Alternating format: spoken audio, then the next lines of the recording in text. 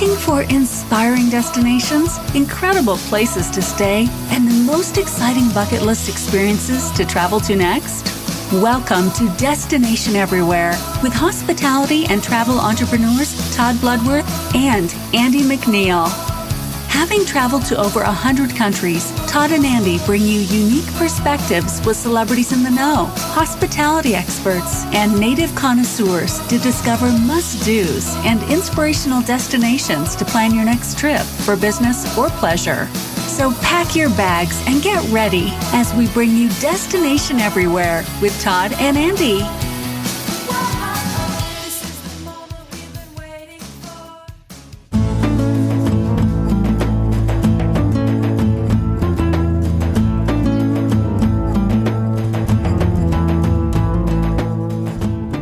Whether you prefer a day of shopping, historical tours, or a dune buggy adventure in the desert, Dubai has you covered.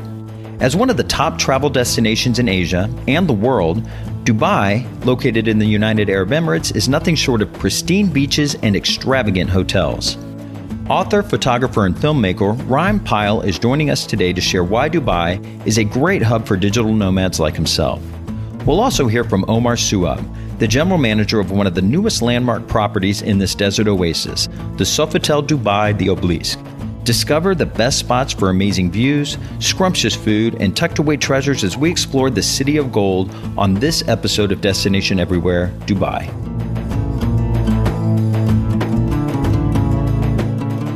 Welcome, everyone, to another episode of Destination Everywhere. I'm Andy McNeill, along with my partner, Todd Bludworth, and we're really excited to bring to you today the wonderful city of Dubai. Todd, why do you think it's such a great hub for travel and business? Well, I think a big part of it is its proximity globally. I think it provides a transition point between the East and the West. It's got one of the largest airports and busiest airports in the world. Yeah. And it really is just not only a great place to vacation, but also a great place to conduct business. And I think finance is probably one of the largest industries in Dubai.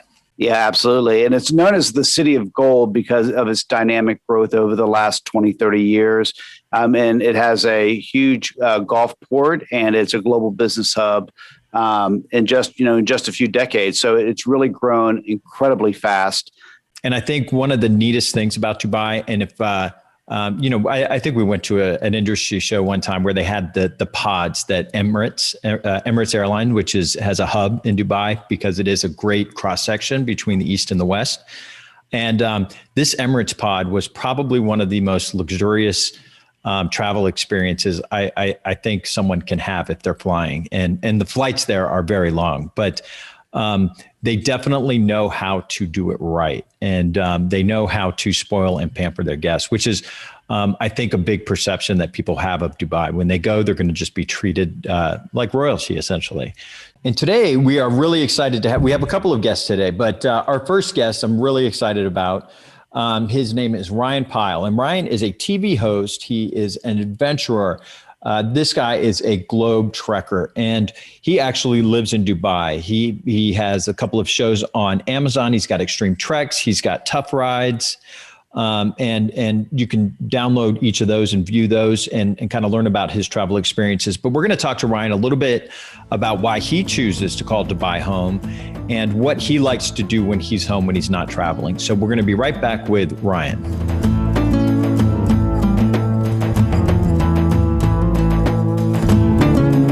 Let's talk a little bit about your current show, Extreme Treks. Like, what is the narrative of the show? What is the vision of the show, and where are you right now?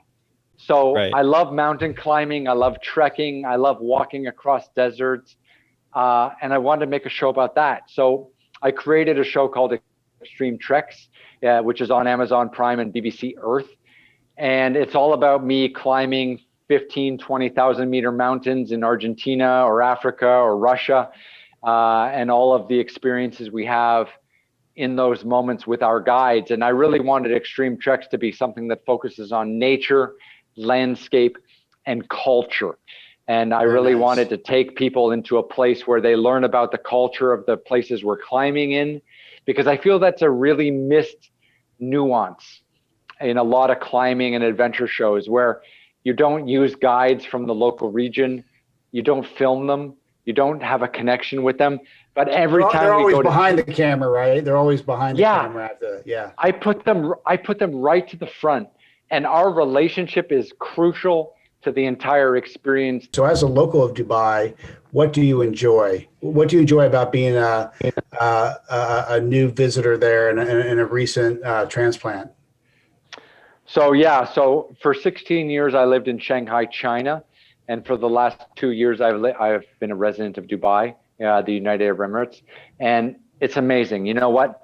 The transportation infrastructure in Dubai with Emirates Airlines and the fantastic road network, and like I live in a place where it's 8 minutes to get from my apartment to the airport, and with no traffic. If you're a global nomad like me and you don't really live anywhere, Dubai is really a great place to live. And then of course, when you are in Dubai, you've got the Capital Club, which is a fantastic club, a social club, a lot of financiers, a lot of people in entertainment.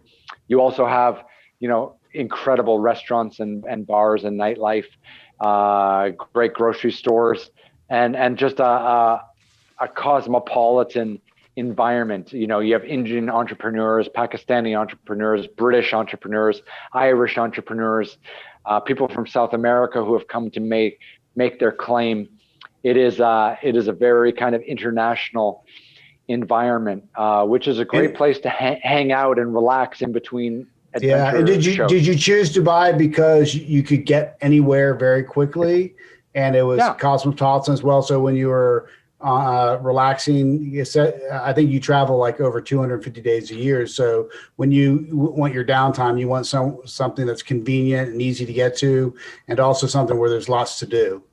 Yeah, I mean, in 2019, I traveled more than 300 days a year for more than 50 speaking engagements, and about 250 days worth of production. So, yeah, I mean, Dubai, through Emirates Airlines and its partner Fly Dubai, and that's not an advertisement, they fly to more direct locations than any airline in the world. And if you travel a lot, flying direct saves you a huge amount of time. So, if you need to fly if you need to fly to Bishkek, Kyrgyzstan, or you need to fly to Moshi in Tanzania, this is where you need to be, because this is really just an effortless transportation hub, and also a really high level first world place to hang your hat. And so you must have enough miles to fly in one of the sleeping pods on Emirates. You must travel very comfortably.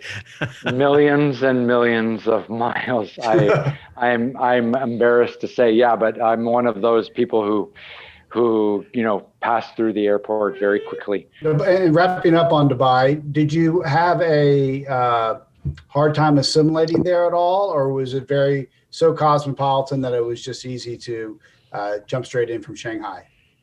So, coming from Shanghai, you get used to being different because you're not Chinese, and there's 30 million people in Shanghai, and you're not one of them. So being different is part of your identity in Shanghai, and arriving in Dubai is no problem at all, because, the Emirati, the people who live in Dubai who are locals, the local people from the United Arab Emirates, we call them Emiratis. Okay. You don't really see them that much because there's so few of them. The people you interact with are the people in the coffee shops, the people in the restaurants, the people at the hotels, and they're very cosmopolitan.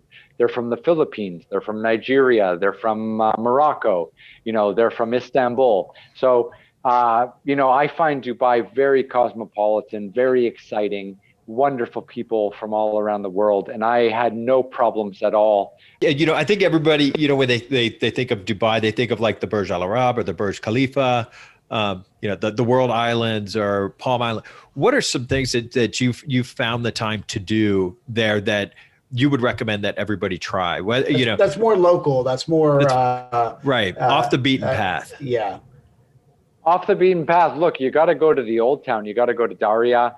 You got to walk you got to walk through the gold market.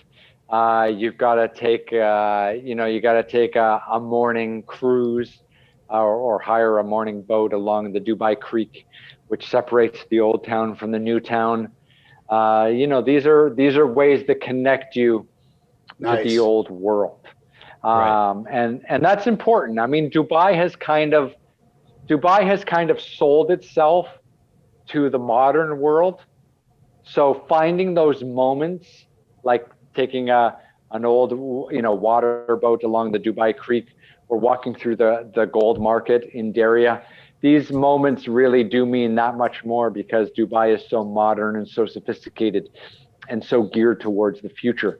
So those are really beautiful. And of course, Dubai, or whether you're in Abu Dhabi or Ras Al Khaimah, which is the northern emirate north of Dubai, these places are very nearby. So if you want to go see some really virgin, beautiful deserts, you can go down to Abu Dhabi. And if you want to go up to the mountains, the Al Hajir Mountains, you can go to Ras Al Khaimah, which is just north of Dubai. So even though Dubai is like a city, but it's also an emirate, there's places to the north, 1 hour drive, not so bad. There's places to the south, 1 hour drive, not so bad, where you can really experience some epic nature. And I highly recommend that people do that. Where are you going next on Extreme Treks? Where are you taking your viewers? So I just walked about 240 miles across Switzerland, which was an Extreme Treks episode. I also just trekked across the Tatra Mountains in Poland, which was an Extreme Treks episode. So my next episode of Extreme Treks will be through Croatia, and we're going to be trekking through the northern mountains in December, which will be a lot of rain, a lot of hail, maybe some snow, but also through some epic landscapes, and we'll have a chance to meet some incredible people along the way. So I'm very much looking forward to that. So Croatia in December will be our next filming episode of Extreme Treks, but of course that will be out in 2021. Excellent. Okay, you ready for our rapid fire questions? As ready as I will ever be, so hit me. Yes. All right, so the first question is have you ever completed something personal on your own bucket list? Yes. I climbed the highest mountain in South America. I climbed the highest mountain in Europe. I climbed the highest mountain in Africa. I have a few more highest mountains in each continent to attempt or climb, but I'm getting there. And South America, Europe, and Africa were on my bucket list. What's on your bucket list that you haven't completed? Karsten's Pyramid in Indonesia, Mount Everest, which is the highest mountain in Asia Pacific. And of course, Denali, which is in Alaska for all of you Americans out there. I definitely want to climb that. And the logistics of that for filming are very challenging, but we're working on it. And I hope to make it an episode of Extreme Treks someday very soon. Fantastic. All right, next question. If you could live anywhere in the world, where would it be? Dubai, of course. Dubai is amazing. I absolutely love it. And it's the best place in the world for international nomads like myself. All right, here's a good one for you since you travel so much. When packing for a trip, what is something that you pack that may surprise our listeners? So I travel with a I used to travel with a satellite phone way back in the day, but now I travel with this very, very small gadget. I won't mention the company that makes it, or maybe you want me to mention, but they allow me to do satellite text messaging. And you know what? We live in an era where no one wants a phone call. So that's true. Who picks up a phone call? I mean, I get phone calls all the time. I just ignore them. But when a text message comes through, you reply. And I have now a satellite text messaging service. And I love it. And it's about this big. It's like that big. And it fits in my back pocket. And I carry it with me everywhere. What is it? Does it have like a thumb board, like a keyboard for the thumbs on it? Is it? No, it syncs by Bluetooth with your smartphone. And it has an app on your smartphone. So you can send it by smartphone. It Bluetooths with the device. And you can Bluetooth text message friends and family. That's okay. You can say the brand. That's I okay. want to. What is it? Who is it? It's a Garmin InReach. Garmin InReach. That's a great question for all of our listeners. This is why we ask the questions, to get those tidbits. Garmin should be sponsoring me, but it's not a big deal. But look, the point is, is I pay $60 a month for this service, and they should be giving it to me for free. Fantastic. And where can our listeners find you on social media, Ryan? That's easy. So I'm on Instagram and Facebook at Ryan Pyle, which is RyanPyle. On Twitter, also the same. And then YouTube is Ryan J. Pyle, J for Japan, RyanJPyle. And you guys can check out all the shows. We got about 50 hours worth of adventure travel content all around the world. Very little of it has been published in the United States, but it's all there on Amazon Prime and YouTube. And Fantastic. I hope you can enjoy. Well, excellent. And well, thank you for all the great ideas and sharing your expertise with us. We greatly appreciate it. And you stay safe out there.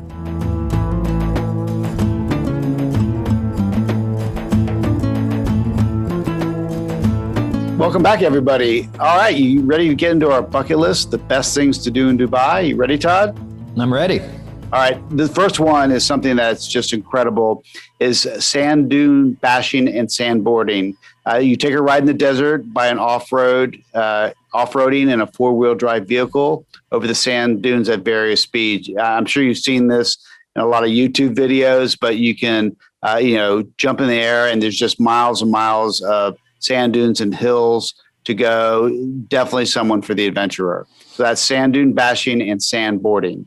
No, it sounds like a lot of fun. Bring an extra pair of clothes because it sounds like you're going to get sand. You're going to get sand everywhere.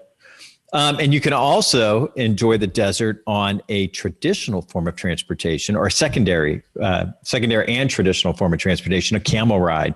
That's awesome. Exploring, just beautiful desert plains, riding on the back of a camel. And you can actually have traditional meals while you do this and be hosted by a local Arabian camp. So I think that just sounds like one of those totally romantic scenarios. But absolutely, camelback ride in the desert. Now, if you guys can, for the next one, if you guys can think back to like the Indiana Jones days, those great movies that we all watched as kids, and they had all those fight scenes in those spice markets. So the next one is walking through the souk markets, and that is a traditional Arabian market featuring different goods and products such as gold, spice, perfume, and textile. They're pretty much in any Arabic movie that you see, but they're beautiful.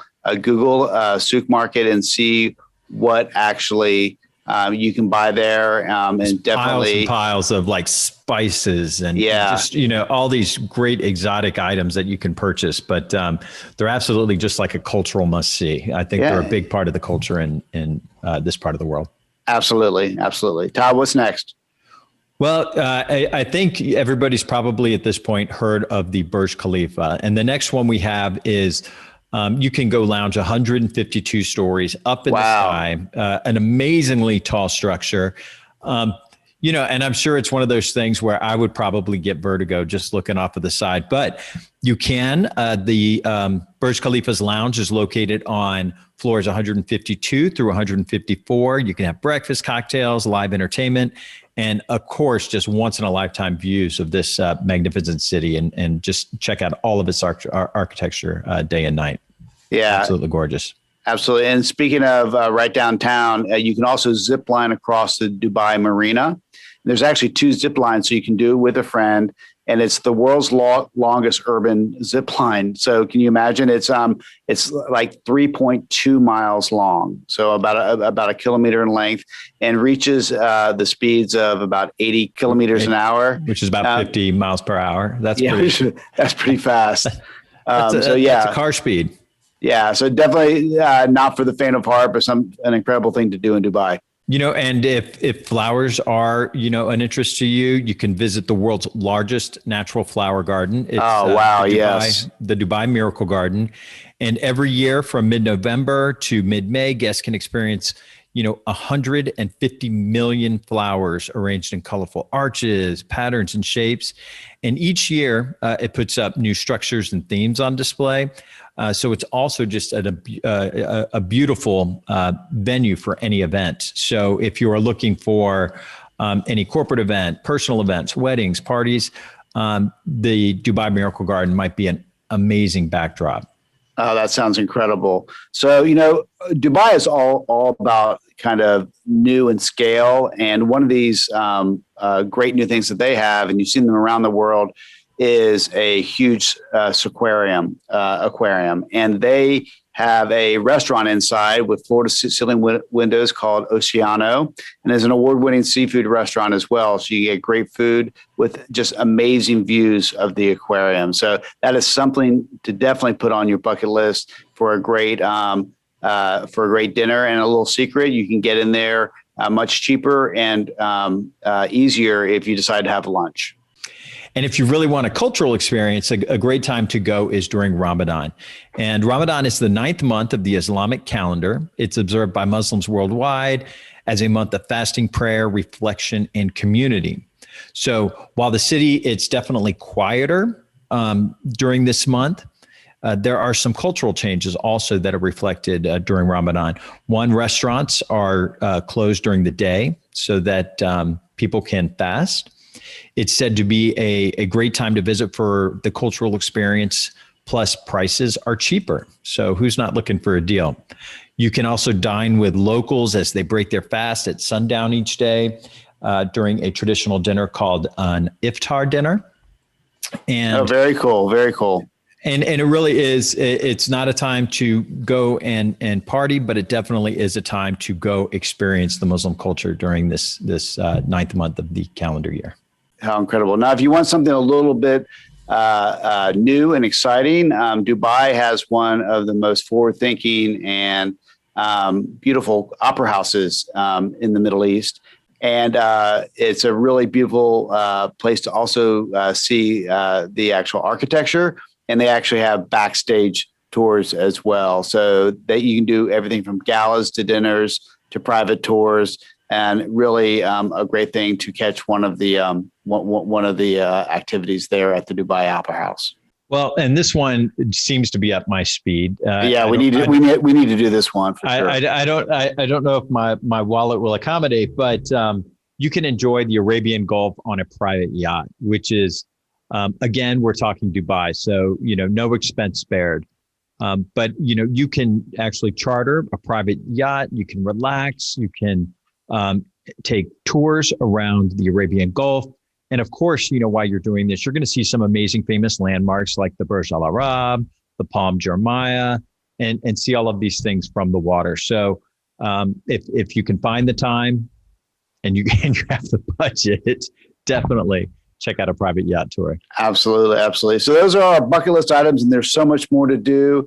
And we're really excited to speak to our next guest and learn more. We'll be right back. At AMI, we're passionate about meeting connections that change lives. For over 20 years, we have traveled our clients all over the globe, supporting their business goals and helping them stand apart. From hotel sourcing to audiovisual magic, we'll make your corporate meeting or event second to none. Go to AmericanMeetings.com to learn more. American Meetings, AMI, meeting planning perfected. Welcome back to Destination Everywhere. I'm here with our next guest, the general manager of the Sofitel Dubai, the Obelisk. And we have with us Omar Souab. Omar, thank you for joining us. Well, thank you for hosting me. Very happy to be here today. Well, and Omar, you are the general manager of really the newest landmark property in Dubai, which is the Sofitel. And is it the 4th Sofitel in Dubai right now? That is correct. It's the 4th in Dubai, the 5th in the UAE, and it's actually the flagship of the Sofitel brand in the Middle East and Africa. So it's the 2nd largest in the world and the largest in Middle East and Africa. Wow, that's an accomplishment. What are some of the things that make the Obelisk different than the other properties, the other Sofitel specifically? It is very unique. I mean, when you look at the shape of the building, I mean, it's called the Obelisk for a reason, and it is basically a tribute to the obelisk of the Thebes in Luxor that was offered to Paris, and that today thrones in Place de la Concorde. So Sofitel is bringing it back to the Middle East, to our Sofitel. So it's definitely very unique in terms of shape. very unique in terms of design and style as well, because it combines very well the ancient Egypt theme with the Art Deco, the French Art Deco. So it's quite interesting. Well, and if you're watching this online, I'm kind of at the entrance to the hotel, and there is, you really do look like you're walking through the Valley of the Kings and Queens in Luxor, and there are hieroglyphics included, and then also behind me is it's a falcon, and that's what you'll see above registration. Is that correct? So the falcon is not only the national bird of the UAE, but he happens as well to be the god of the skies. Horus in the ancient Egypt mythology. So the god of the sky rules over the skies and is represented by a falcon. Tell us a little bit about the area that you're in. What part of Dubai are you in? We are located in a healthcare city, which is also known as Wafi. And Wafi was one of actually the first malls that was built on the other side of the creek where we are located. It is 10 minutes away from the airport. And it is as well about 8 minutes away from downtown, which is Burj Khalifa, is the tallest tower in the world. And we are 10 minutes away from the beach. So it's a perfect location. It's very ideal when you come in for business, when you come in for leisure, or when you're on a stopover. It's actually a great location. Well, and you also have some excellent venues inside the property. I think Danielle Boulud has a restaurant inside. Is it Brasserie Boulud? Yes. That is the main dining restaurant. Yeah, so we've tied up with Daniel Boulud, who's very famous in the U.S., and he was looking for his first venue here in the Middle East, and it made a lot of sense to partner up with him, knowing that it's a Sofitel flagship. And he came in on a couple of occasions, visited the hotel, fell in love with the location, and we've launched his first concept in the Middle East, and it's called Brasserie Boulud. That's correct. And what are some of the other food and beverage venues that you guys offer? So we have 5 restaurants in total, including Brasserie Boulud. Our second signature restaurant is called Taiko, which is a very successful concept in the city of Amsterdam. And we partnered up with its creator, Chef Shiloh van Kerveden, who decided to come back to Dubai because he lived in Dubai a few years back. And we launched Taiko. We have a patisserie, which is a French pastry shop in the lobby called Bijou. Bijou means jewel in French. And we have a very talented executive pastry chef by the name of Romain Castet, who creates jewelry in terms of pastries, and it's actually doing very well with the local community. We have as well a British gastropub by the name of The Nine, and it's a tribute to one of the cat goddesses of ancient Egypt. And it is run by Michael O'Shea, a British chef who does a fantastic job.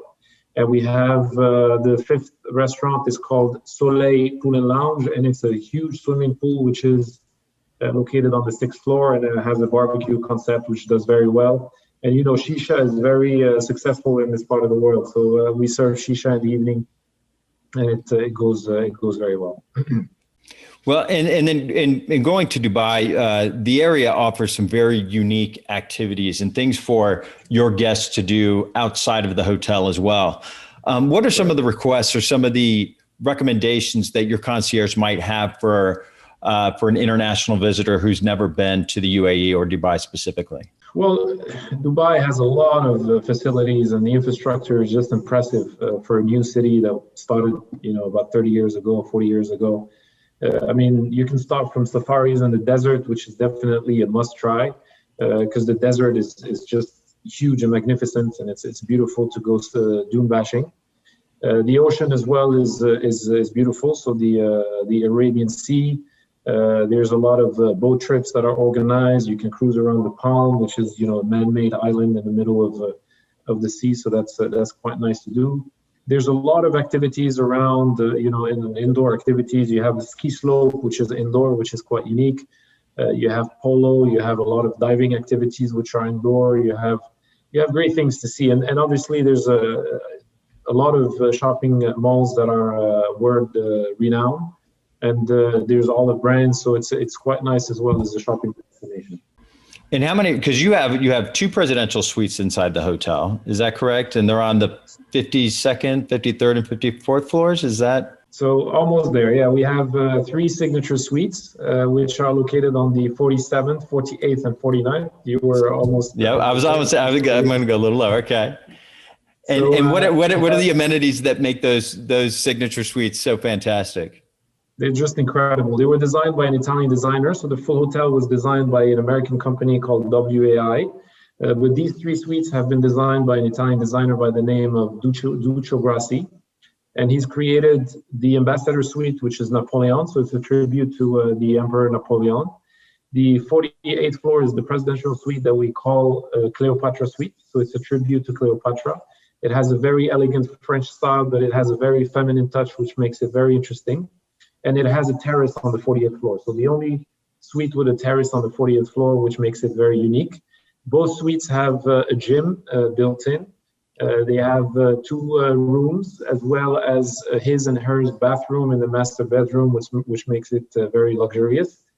And then the Imperial Suite, and it's called Imperial Suite, is about 7,000 square feet and has a sauna, a gym, a massage room, as well as a hairdresser and an office.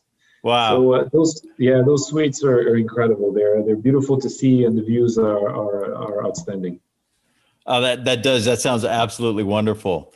And then what about you? You've been there for 10 years. You said when you're not working, what are some of your favorite experiences to do around Dubai? What are some if someone's coming in and they've never been there, what do you say? You've got to do this, or this is my favorite restaurant.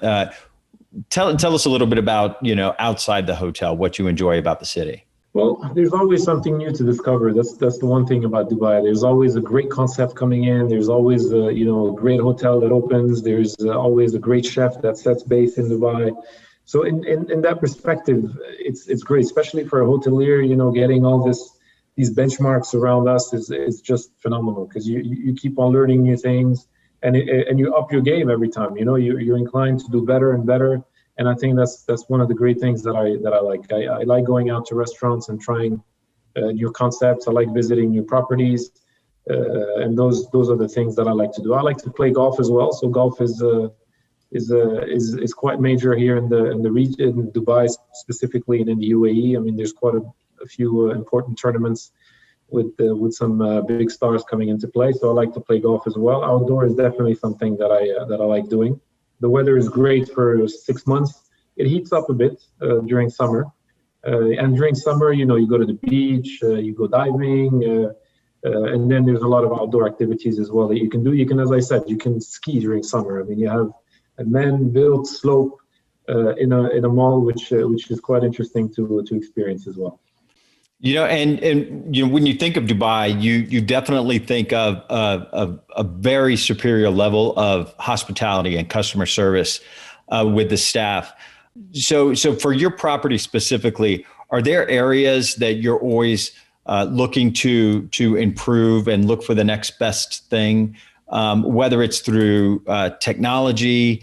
What are you doing to enhance guest experiences within the hotel? Well, look, I think definitely the best thing in order to enhance the experience is to make sure that the team is alert. And we do a lot of work and trainings. We want to make sure that the teams are engaged and committed, because the service comes from there. After that, the facilities in Dubai are great everywhere you go. The hotels are outstanding in every aspect. There's always beautiful rooms, beautiful restaurants. But what makes a difference is the service and is the team. And we invest a lot in that. I spend a lot of my time making sure that we train each and every colleague that comes in, and we give them a full, immersion of what the service should be. We do as well look at the technology aspect quite a lot. We're trying to go paperless as much as possible. It's all about digital. We're trying as well to go sustainable. So we've introduced a Sofitel Dubai, the Obelisk app that you download when you arrive at the hotel, that gives you access to the full hotel. You can order through the app. You can actually use your telephone as a key card in order to cut down on single-use plastic. And in terms of sustainability as well, we take it to the next level. We try to avoid single-use plastic. We have our own water filtration system. We provide the guests with our own Sofitel bottled water. So there's a lot of efforts that are done in that aspect, and we try to be different in that aspect. And Sofitels globally have always been an outstanding brand, and we've really enjoyed going to them. This is a question I like to ask, especially general managers. Hotel staff often get requests, bucket list requests from guests, some things that were just completely out of the box. And hotels, most of the time they will rise to the occasion to make it happen, even, as unorthodox as they may be, these requests. But do you have any specific circumstances that you can think of where guests said, can you make this happen? And you just rose to the occasion and did it? Remember something that happened recently, but today actually we had a request that stood out. We were approached by a local gentleman, an Emirati, who decided to look at our ballroom. So we showed him our ballroom, which is quite large. As I said, it's about 8,000 feet. And then he says, okay, I want to rent it out. I have an event that I want to organize. So we said, all right. And then he asked us for quite a few things that, make it look as a big event. So we set up the whole thing. There's a company that came in and really decked out the whole ballroom. And then a table arrived, and then 2 chairs, and then a lot of decoration. And then we said, what's going to happen here? He said, well, it's my fiance's birthday. And we said, all right, are you expecting a guest? He said, no, it's just the 2 of us. So there's a huge space full of decoration. The money that was spent on that is just incredible, and it's a dinner for 2. And I think that's one of the craziest requests that we received so far. And the guests will arrive anytime, and I'll be very happy to see the look on the face of the birthday celebrant. Thank you so much for your time, Omar. And Omar and the Sofitel, the Obelisk, has been kind enough to give away a 2-night stay in a deluxe room, including breakfast for 2. So if you're interested in winning that prize, please go to our Facebook page and like us, and then give us a review on iTunes. So Omar, again, thank you so much. Where can guests follow you guys? What social media do you have where they can keep up with the property and see what's happening and look for any great rates? So we're visible on Facebook, Instagram, we're on LinkedIn. So you can, just go to our pages, like us. There's a lot of activities that we do across the social channels. There's a lot of information that we share, and a lot of activities that you can see. So follow us. And as soon as you come to Dubai, you decide to come to Dubai, come to the Obelisk. I'll personally take care of your bookings and of you myself.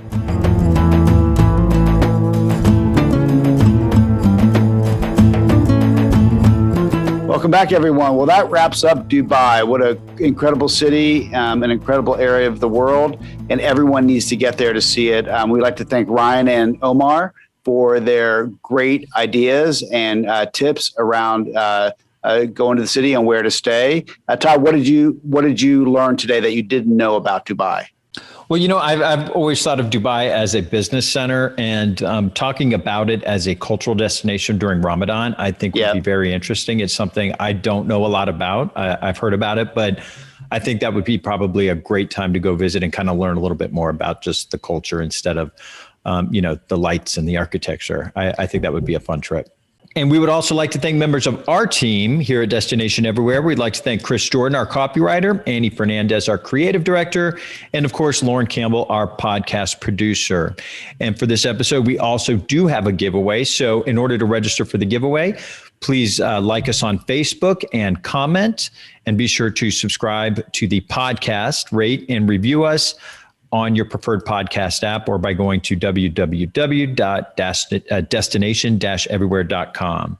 So that wraps up Dubai. So we look forward to seeing you next time on Destination Everywhere. You've just tuned in to another episode of Destination Everywhere with travel and hospitality entrepreneurs Todd Bludworth and Andy McNeill. To access the show notes and other helpful resources, visit destination-everywhere.com. Join us again next week for another bucket list filled show as we feature another travel-worthy destination. Until next time, travel well and be safe out there.